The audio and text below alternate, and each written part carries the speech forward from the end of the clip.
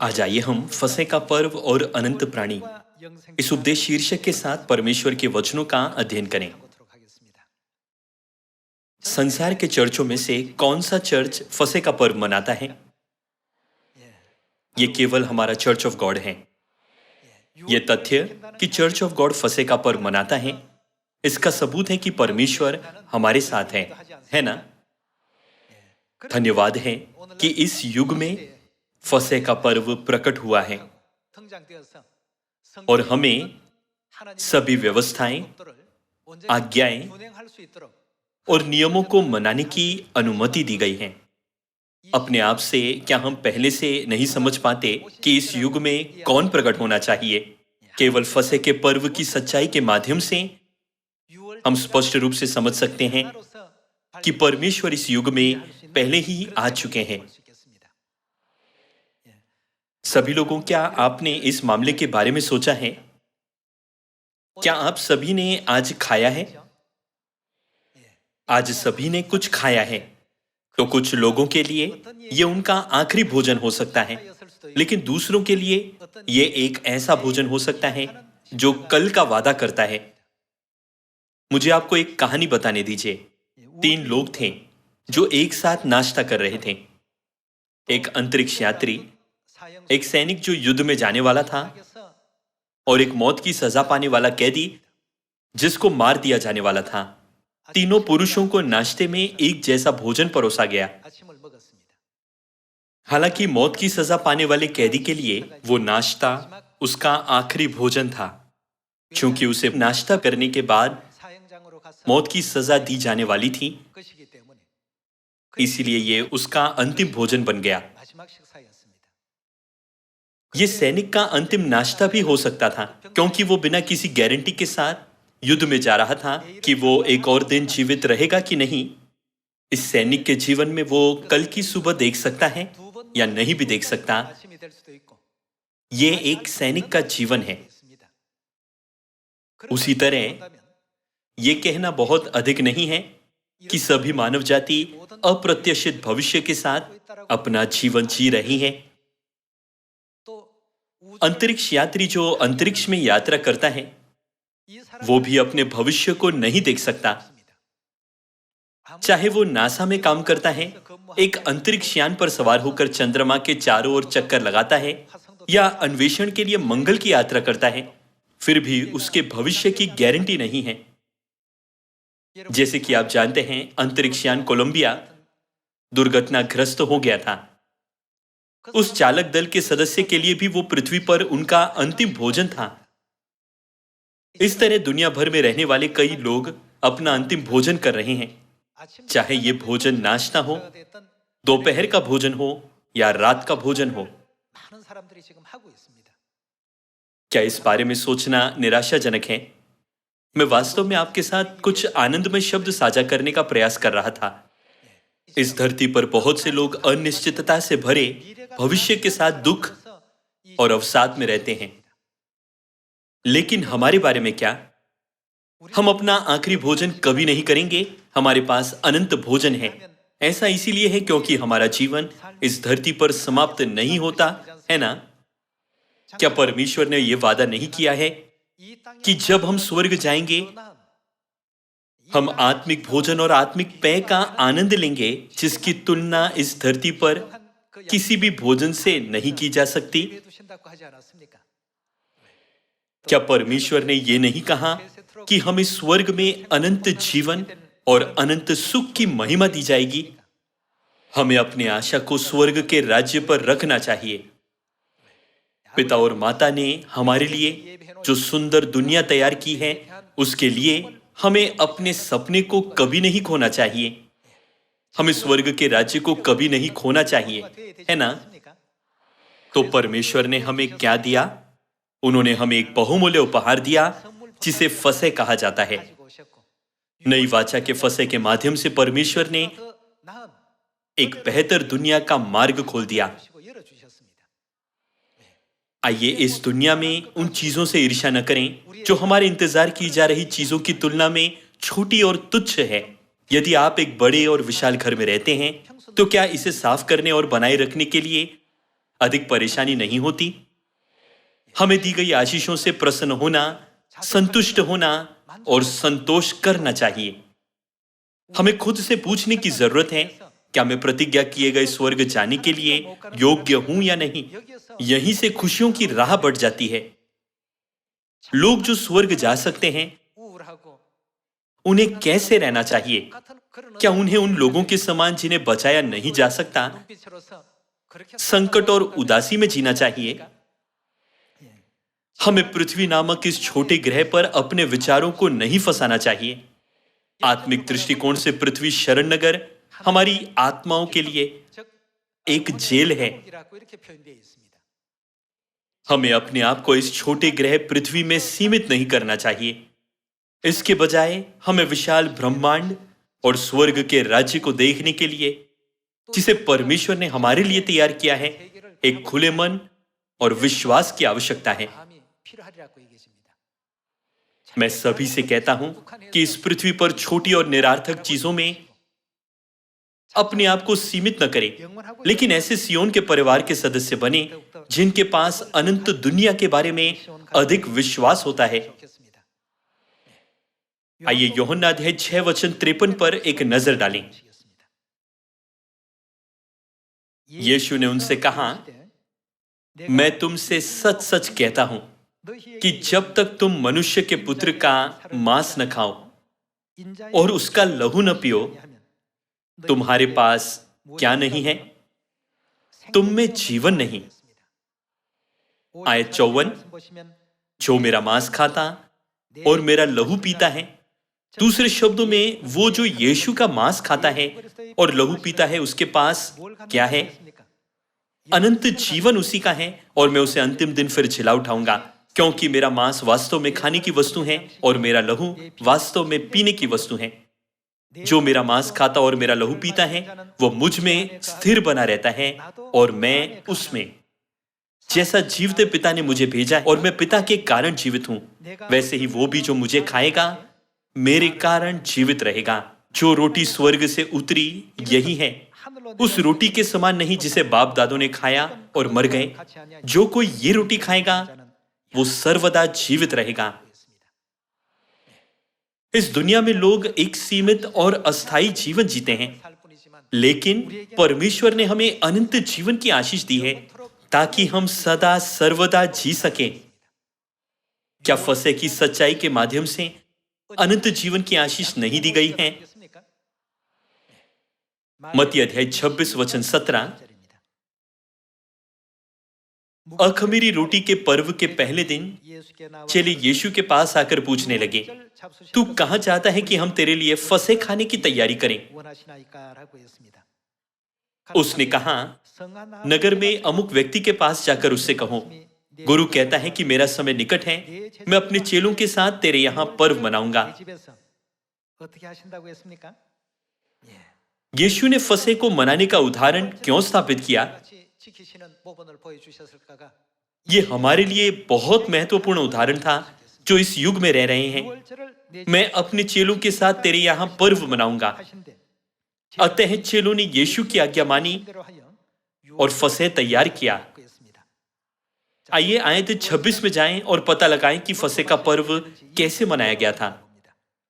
जब वे खा रहे थे तो यीशु ने रोटी ली और आशीष मांगकर तोड़ी और चेलों को देकर कहा, लोग खाओ। यीशु ने क्या कहा कि ये क्या है? ये मेरी देह है। उन्होंने फसह की रोटी दी। आइए यूहन्ना अध्याय 6 आयत 53 और 54 में दिए गए वचनों को स्मरण करें। जो मेरा मांस खाता और मेरा लहू पीता है, उसके पास किस तरह का जीवन है? यहां यीशु ने अपनी देह अपने मांस के रूप में किसे दर्शाया? ये समझाते हुए कि फसह की रोटी किसे दर्शाती है। मसीह ने मानव जाति को फसह की विधि को पूरा करने का उद्देश्य और अर्थ बताया। फसह की रोटी बांटते हुए यीशु ने कहा, ये मेरी देह है। दूसरे शब्दों में यीशु जो अमर परमेश्वर है ने हमें अपना मांस दिया। यूहन्ना अध्याय 6 वचन 53 में लिखा है कि जो मनुष्य के पुत्र का मांस खाता और उसका लहू पीता है, अनंत जीवन उसी का है और यीशु ने इसका अर्थ फसह के पर्व के दौरान प्रकट किया। आयत 27, फिर उसने कटोरा लेकर, कटोरे के अंदर क्या था? उन्होंने फसह के पर्व के पवित्र दाखमधु से भरा हुआ कटोरा लिया, धन्यवाद किया और उन्हें देकर कहा, तुम सब इसमें से पियो। आयत 28, क्योंकि ये वाचा का मेरा वो लहू है जो बहुतों के लिए पापों की क्षमा के निमित्त बहाया जाता है। फसह की रोटी यीशु की देह अर्थात मांस है और फसह का दाखमधु उनका बहुमूल्य लहू है। यहां यीशु ने हमें वही कारण सिखाया कि हमें फसह का नियम क्यों मनाना चाहिए।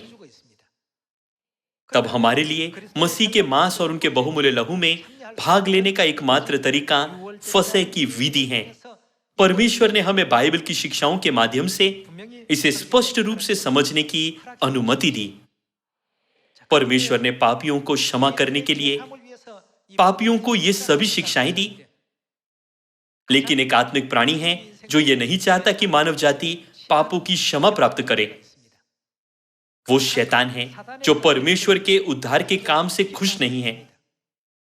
यीशु ने फसह के पर्व पर उद्धार का मार्ग स्थापित किया, लेकिन चौथी शताब्दी में फसह के इस सत्य को मिटा दिया गया था।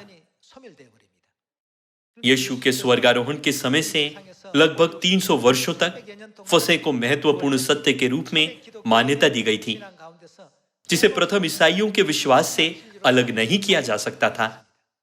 लेकिन चौथी शताब्दी में सत्य को बिगाड़ दिया गया और भूतपरस्त शिक्षाओं ने चर्च में घुसपैठ की। आखिरकार फसह पृथ्वी से पूरी तरह से गायब हो गया। भले ही बाइबल में यीशु ने हमें फसह के नियम के महत्व को सिखाया था। 325 ईस्वी में तुर्की में स्थित निकया में एक धार्मिक परिषद आयोजित की गई थी। उस समय कैथोलिक चर्च का नेतृत्व करने वाले रोमन सम्राट और पोप ने फसह के सत्य को पूरी तरह से बिगाड़ दिया और मिटा दिया था।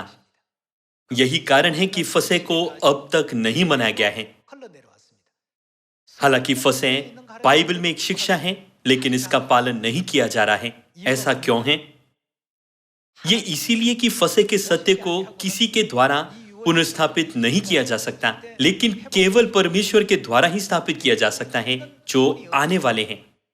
केवल परमेश्वर के पास जो अमर है हमें अनंत जीवन देने की शक्ति है। चूंकि फसह में अनंत जीवन की प्रतिज्ञा होती है, इसीलिए कोई भी नहीं बल्कि परमेश्वर स्वयं फसह के इस पवित्र सत्य को वापस ला सकते हैं। और परमेश्वर को हमें अनंत जीवन देने के लिए फसह को पुनर्स्थापित करने के लिए एक बार फिर से दिखाई देना चाहिए। बाइबल की भविष्यवाणी के अनुसार यीशु जो शरीर में आए परमेश्वर है, 2000 साल पहले इसराइल में पैदा होकर इस पृथ्वी पर आए थे। लेकिन क्या बाइबल ये भी भविष्यवाणी नहीं करती कि अंतिम दिनों में परमेश्वर खोए हुए फसह के सत्य को पुनर्स्थापित करने के लिए दूसरी बार शरीर में दिखाई देंगे? हमें परमेश्वर को स्वीकार करना चाहिए जो नई वाचा फसह के सत्य के साथ फिर से आते हैं, ताकि हम अनंत जीवन प्राप्त कर सकें। जो लोग अनंत जीवन प्राप्त करते हैं उनके लिए अंतिम भोजन कभी नहीं होगा, क्योंकि वे सदा सर्वदा जिएंगे। आइए इब्रानियों अध्याय 9 में इसकी पुष्टि करें। आयत 27, और जैसे मनुष्यों के लिए एक बार मरना और उसके बाद न्याय का होना नियुक्त है, वैसे ही मसीह भी बहुतों के पापों को उठा लेने के लिए एक बार बलिदान हुआ। उनके प्रथम आगमन पर मसीह पृथ्वी पर आए और हमारे पापों को क्षमा करने के लिए बलिदान हो गए। और जो लोग उसकी बाट जोते हैं उनके उद्धार के लिए दूसरी बार बिना पाप उठाए हुए दिखाई देगा। यदि फसह नई वाचा का सत्य नहीं मिटा दिया गया होता, लेकिन आज भी मनाया जा रहा होता, तो परमेश्वर के दूसरी बार आना आवश्यक नहीं होता। लेकिन कोई भी जीवन के सत्य को पुनर्स्थापित करने में सक्षम नहीं है, जिसका सीधा संबंध अनंत जीवन से है। बाइबल ने भविष्यवाणी की कि केवल परमेश्वर ही हमें अनंत जीवन का सत्य प्रदान कर सकते हैं। इसीलिए जब मसीह दूसरी बार प्रकट होते हैं तो उन्हें हमारे लिए क्या लाना चाहिए? ये भविष्यवाणी की गई है कि वो हमारे लिए उद्धार लाएंगे। उद्धार प्राप्त करने का अर्थ है अनंत जीवन प्राप्त करना। परमेश्वर के अनुग्रह से जो लोग उद्धार प्राप्त करते हैं वे अनंत जीवन प्राप्त करते हैं। तब जब तक कि परमेश्वर जो अमर हैं इस धरती पर नहीं आते, फंसा जीवन के सत्य को पुनर्स्थापित नहीं किया जा सकता है। आइए इस शिक्षा को यशायाह अध्याय 25 वचन 6 में देखें। सेनाओं का यहोवा इसी पर्वत का अर्थ सियोन पर्वत है ना? पर सब देशों के लोगों के लिए ऐसा भोज तैयार करेगा जिसमें भांति भांति का चिकना भोजन और नीथरा हुआ दाखमधु होगा। उत्तम से उत्तम चिकना भोजन और बहुत ही नीथरा हुआ दाखमधु होगा। परमेश्वर पर्व को तैयार करेंगे। परमेश्वर नीथरे हुए दाखमधु से भोज को तैयार करेंगे। आयत 7, और जो पर्दा सब देशों के लोगों पर पड़ा है, जो घूंघट सब जातियों पर लटका हुआ है, उसे वो इसी पर्वत पर नष्ट करेगा। वो किसका नाश करेंगे? इसका क्या मतलब है कि परमेश्वर मृत्यु का सदा के लिए नाश कर देंगे? अंततः इसका मतलब है कि परमेश्वर हमें अनंत जीवन देने के लिए निथरे हुए दाखमधु के साथ भोज आयोजित करेंगे। तब बाइबल की 66 पुस्तकों में किस पर्व में दाखमधु के जरिए दी गई अनंत जीवन की प्रतिज्ञा शामिल है? फसह के पर्व के अलावा किसी भी अन्य शिक्षा में ऐसी कोई प्रतिज्ञा नहीं है। यीशु ने वादा किया था, जो कोई भी मनुष्य के पुत्र का मांस खाता है और उसका लहू पीता है, अनंत जीवन उसी का है और मैं उसे अंतिम दिन फिर जिला उठाऊंगा। उन्होंने फसह के पवित्र भोज के दौरान अपना मांस खाने और अपना लहू पीने का तरीका बताया। क्या यीशु ने फसह की रोटी और दाखमधु का सही अर्थ घोषित करते हुए नहीं कहा कि ये रोटी मेरी देह है और ये कटोरा वाचा का मेरा वो लहू है जो बहुतों के पापों की क्षमा के निमित्त बहाया जाता है? चूंकि ये कहता है कि वो मृत्यु का सदा के लिए नाश करेगा, तो हमें अनंत जीवन देने वाला दाखमधु केवल नई वाचा के फसह का दाखमधु है। आइए आयत 8 फिर से देखें। वो मृत्यु का सदा के लिए नाश करेगा और प्रभु यहोवा सबों के मुख पर से आंसू पोंछ डालेगा और अपनी प्रजा की नामधराई सारी पृथ्वी पर से दूर करेगा, क्योंकि यहोवा ने ऐसा ही कहा है। उस समय ये कहा जाएगा। नई वाचा के फसह के सत्य को लाने वाले व्यक्ति के बारे में बाइबल क्या कहती है? ये भविष्यवाणी की गई थी, देखो हमारा परमेश्वर यही है। इसी कारण से फसह का सत्य 325 ईस्वी के बाद से नहीं मनाया गया है। भले ही कई धर्मशास्त्रियों ने बाइबल को हजारों बार पढ़ा, दूसरे शब्दों में यह प्रकट नहीं किया गया था। कारण क्या था? ऐसा इसीलिए है क्योंकि किसको नई वाचा फसह के सत्य को लाना चाहिए? ये किसकी भूमिका है? आइए मान लेते हैं कि ये एक नाटक की स्क्रिप्ट है। चाहे कितने भी मुख्य पात्र और प्रसिद्ध अभिनेता अलग अलग भूमिका निभाने के लिए हो सकते हैं, कोई भी फसह वापस लाने की भूमिका नहीं निभा सकता। क्या कारण है? ऐसा इसीलिए है क्योंकि बाइबल ने भविष्यवाणी की है कि केवल वही जो फसह के सत्य के साथ प्रकट हो सकता है वो स्वयं परमेश्वर है। आइए आयत 9 के साथ जारी रहें। उस समय यह कहा जाएगा, देखो हमारा परमेश्वर यही है, हम इसी की बाट जोते आए हैं कि वो क्या करें? हमारा उद्धार करें। हमें उद्धार देने के लिए वो कितनी बार दिखाई देंगे? जब वो दूसरी बार आएंगे तो वो हमें क्या देंगे? बाइबल कहती है कि वो इस सत्य के साथ पृथ्वी पर आएंगे जो निथरे हुए दाखमधु से मृत्यु का नाश करता है। तो जब तक वो नहीं आते तब तक फसह के बारे में एक शिक्षण हो सकता है? कदापि नहीं। ये इस दुनिया में कभी नहीं हो सकता। ये कभी प्रकट नहीं हो सकता कि वो हमारा उद्धार करें। वो कौन है? यहोवा यही है। हम उसकी बाट जोते आए हैं। हम उससे उद्धार पाकर मगन और आनंदित होंगे। परमेश्वर जीवन का सत्य फसह को जो छीन लिया गया था पुनः स्थापित करने के लिए दूसरी बार आए। परमेश्वर ने नई वाचा का सत्य फसह को प्रदान किया। ताकि परमेश्वर के लोग अनंत जीवन की आशीष प्राप्त कर सकें। तब ये फसह कौन सी वाचा को दर्शाता है? आइए यिर्मयाह अध्याय 31 पर एक नजर डालें। आयत 31, फिर यहोवा की ये भी वाणी है, सुन, ऐसे दिन आने वाले हैं जब मैं इज़राइल और यहूदा के घरानों से परमेश्वर कौन सी वाचा बांधेंगे, नई वाचा बांधूंगा। लूका अध्याय 22 वचन 20 के अनुसार नई वाचा क्या है? आयत 32, वो उस वाचा के समान न होगी जो मैंने उसके पुरखाओं से उस समय बांधी थी, जब मैं उनका हाथ पकड़कर उन्हें मिस्र देश से निकाल लाया, क्योंकि यद्यपि मैं उनका पति था तो भी उन्होंने मेरी वो वाचा तोड़ डाली। परंतु जो वाचा मैं उन दिनों के बाद इज़राइल के घराने से बांधूंगा वो ये है, मैं अपनी व्यवस्था उनके मन में समवाऊंगा।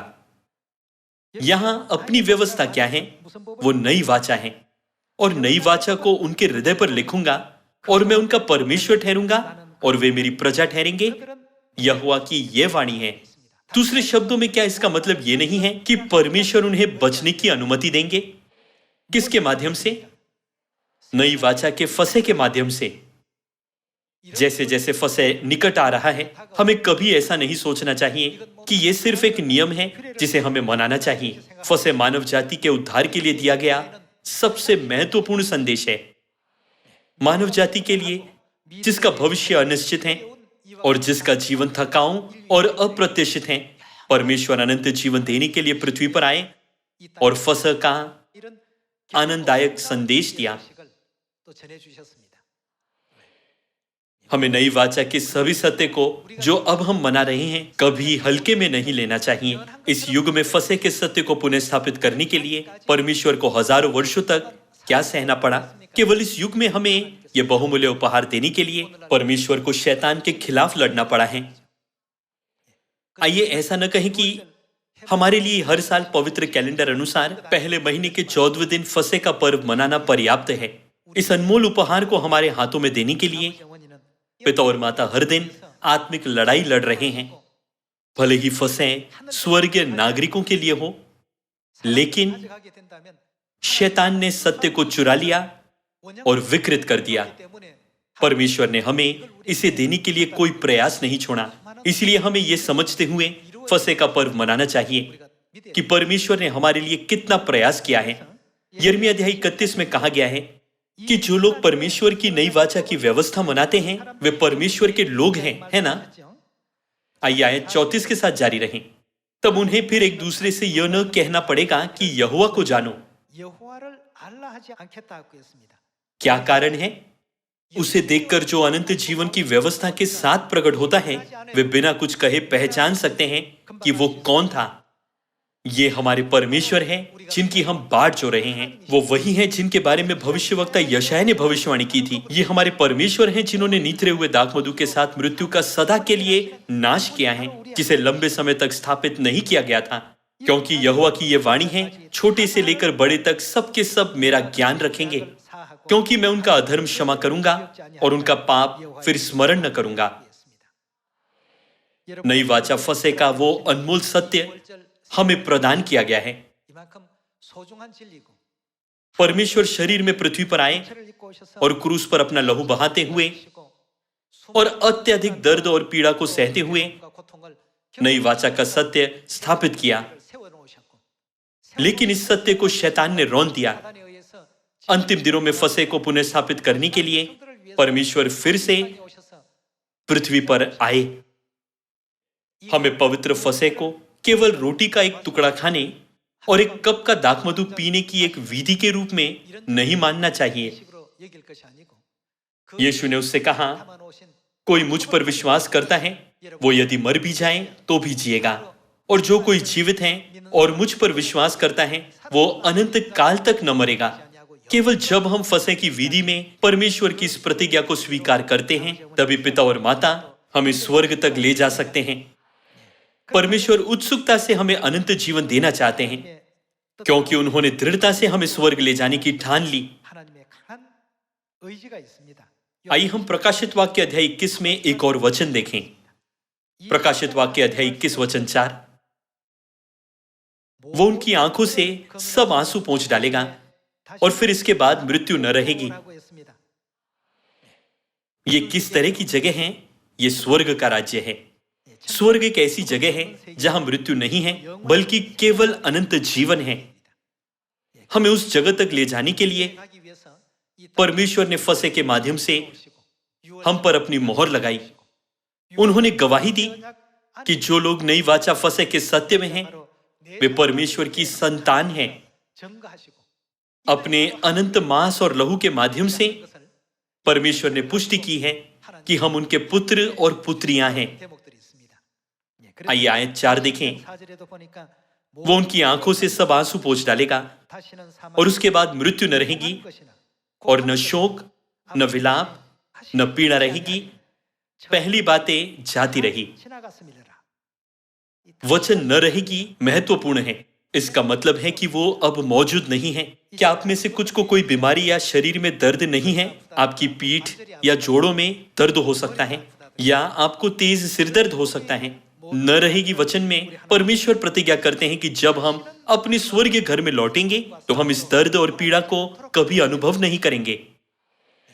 यही कारण है कि हमें अपना दर्द सहना चाहिए और अपनी कठिनाइयों पर विजय पानी चाहिए। क्या परमेश्वर ने हमें पहले से ही हमारे सभी बाधाओं पर विजय पाने का स्पष्ट कारण नहीं दिया है? वो दुनिया जहां हम प्रवेश करेंगे हमारा घर है। आयत 5। जो सिंहासन पर बैठा था उसने कहा, देख, मैं सब कुछ नया कर देता हूं। परमेश्वर हमारे लिए सब कुछ नया कर देंगे। देख, मैं सब कुछ नया कर देता हूं। फिर उसने कहा, लिख लें, क्योंकि ये वचन विश्वास के योग्य और सत्य है। ये सभी परमेश्वर के वचन हैं। ऐसी अद्भुत दुनिया हमारा इंतजार कर रही है, क्योंकि परमेश्वर केवल अपनी संतानों को गौरवशाली दुनिया में ले जाना चाहते हैं। परमेश्वर को अपनी संतानों को दूसरों से अलग करने की जरूरत है।